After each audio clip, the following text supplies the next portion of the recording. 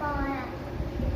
அப்புறம் இந்த ராமானுஜர் என்ன பண்ண, அந்த ஃப்ரெண்ட்ஸ் எல்லாம் ஸ்ரீரங்கத்துல விளையாடிருந்தாரு.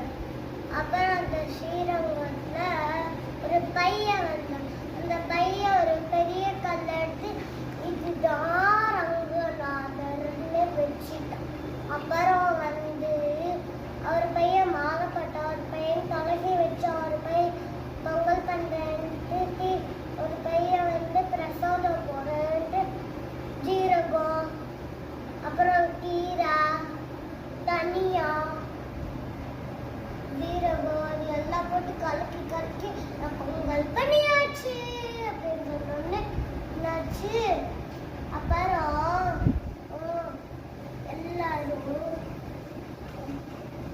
அப்புறம் நாங்க எனக்கு எப்படி தெரியாது, எனக்கு தெரியும் அருளப்பாடி ராமானுஜி அப்படின்னு சொல்லும்.